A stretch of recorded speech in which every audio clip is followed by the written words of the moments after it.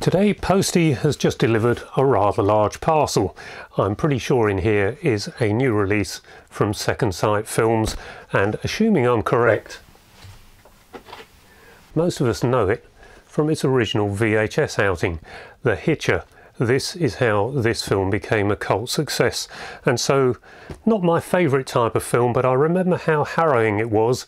I think it's a better film than I remember it as. I know I always appreciated it, but with the knowledge that Second Sight, who always seem to do special releases in 4K, with the knowledge that they were issuing it and in such a special pack, I thought I really ought to take a look at that. So what I plan to do here is see if we can unbox this.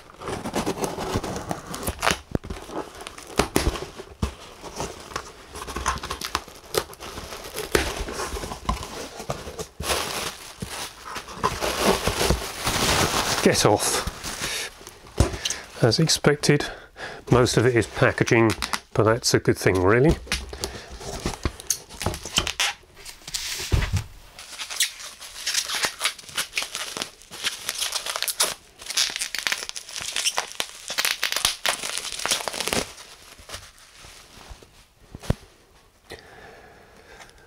Well, it's the usual type of Second Sight thing. Looks very special indeed. Doesn't look like there's any one way of sliding this out of the cellophane. If you want to retain the cellophane, you've got to somehow go through the top or the bottom. I don't think that's possible, so only one thing to do.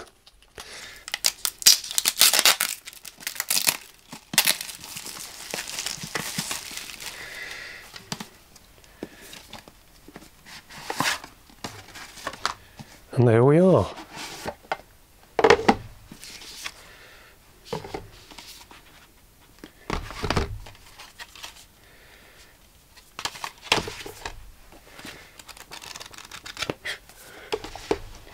And a hardback book.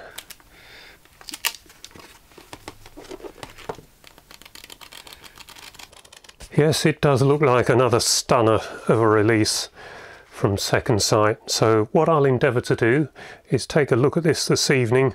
I'm going to be a bit pressed for time in the next few days. We have got a film collector convention coming up after all on the weekend, but I'll try and get a review done tomorrow, get it up for you before I hit the road and head for the BFCC light in St Albans.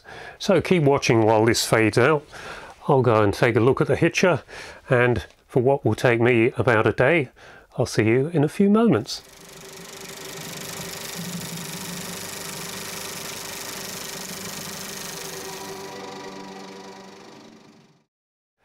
I enjoyed this film so much last night, more than I ever have previously. I think it helps when you purchase a very special pack like this, but The Hitcher is an excellent film in its own right. Years ago, watching via the Dolby panned and scanned VHS tape, it was difficult to actually see and appreciate the great film hiding within. But now with this 4K disc, I've been able to see and enjoy The Hitcher in a cinema the way it should be seen, and it makes a big difference. It's not the best looking film in terms of quality though. A few dark interior shots are a little too grainy, and much of the film, owing to the very nature of the story, has a subdued look to it, but it's beautifully shot. The cast is excellent, the score by Mark Isham adds to the atmosphere, and the action is incredible at times. I've forgotten quite how good the action and the stunts actually are. This was 1986 of course, so none of it was created in a computer. This was all done in camera. The image aspect ratio is a normal scope format of 2.40 to 1 approximately, and it comes with two sound options. The first is Dolby Atmos, the second is listed as DTS HD 2.0, but in actual fact on my system it comes through the amplifier as Dolby Pro Logic, so whatever the truth there, you do get the full Dolby Stereo Pro Logic surround sound.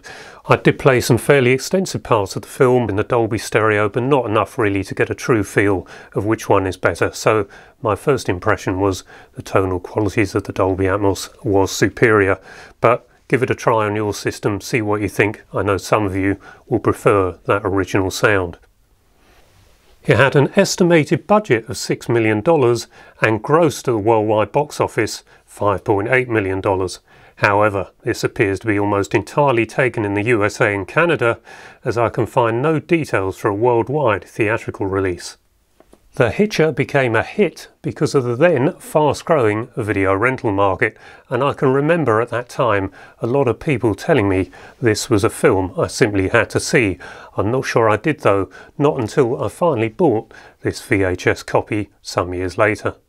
Whilst this disc is not likely to be the best looking 4K you're ever going to see, it does look like other films of the period.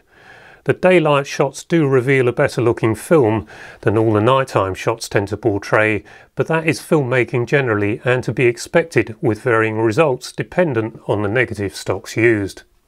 Whereas the Blu-ray looks a little unnatural because of the inferior colour capabilities, the 4K is lifelike. Make sure you don't have it too bright though, otherwise you'll exacerbate the film grain and generally spoil the image quality. The Blu-ray is too bright on my system, and that's exactly what happened there.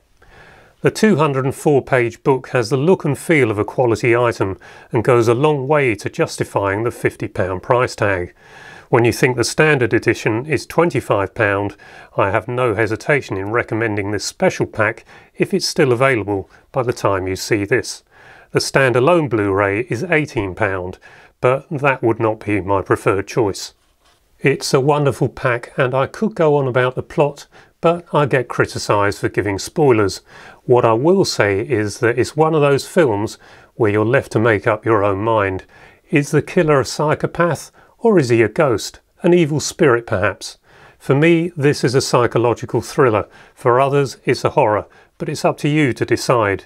It would be possible to discuss all the nuances for years. A brilliant film and a brilliant release.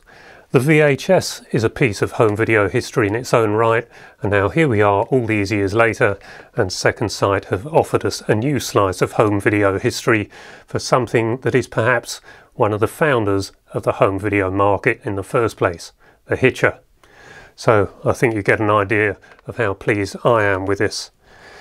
I hope you enjoyed this video. If you did, please give it a like and perhaps consider subscribing so I'll be encouraged to carry on creating content like this. Until the next video, bye bye for now.